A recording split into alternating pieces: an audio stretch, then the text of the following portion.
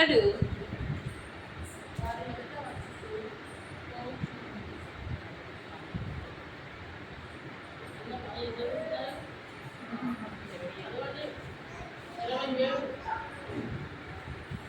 వారి ఎదుట వచ్చును. పోవుచు నుండి వానికి నాయకునిగా ఉండుటకు సమర్థుడై ఉండవలను.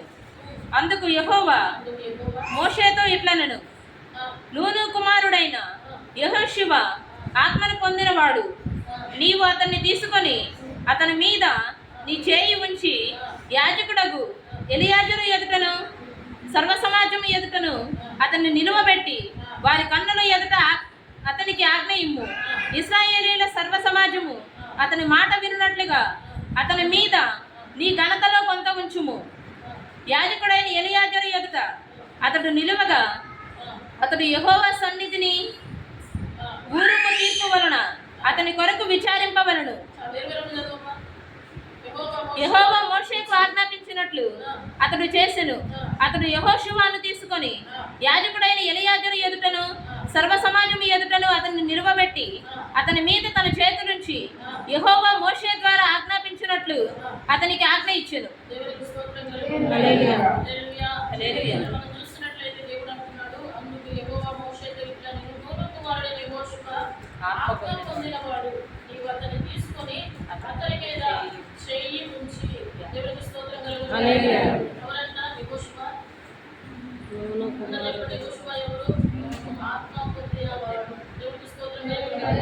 మోషే వెంట ఉన్నప్పుడు దేవుని ఆత్మ ఉన్నదా?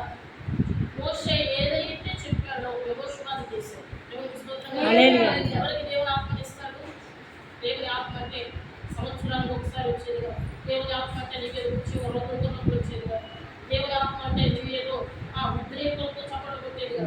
దేవుని ఆత్మ పిలిచి ఉన్నవాడు నాయకులు అవుతారు. దేవునికి స్తోత్రం. దేవుని ఆత్మ ఉన్నవాడు వాళ్ళు దేవుని మనస్సు ఎదుట నిలబడతారు.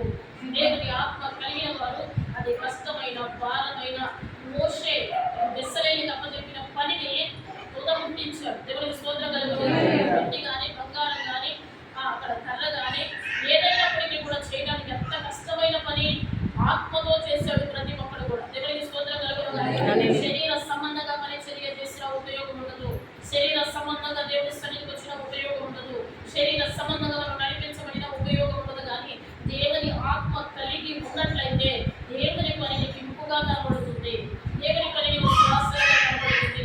దేవుని పని నీకు సంతోషంగా కనబడుతుంది. దేవుని పని నీకు ఆనందంగా కనబడుతుంది. దేవునికి స్తోత్రం కలుగును. ఇక్కడ 40 లక్షల మందిలో బెస్సలేయులు దేవుడు వెనుకొని మందస్సు ఎదుట నిలబెట్టి పరిశుద్ధ స్థలము కొరకు కావలసిన ప్రతి ఒక్క పనిముట్టుకు చేయడానికి దేవుడు కృప చూపాడు. దేవునికి స్తోత్రం కలుగును.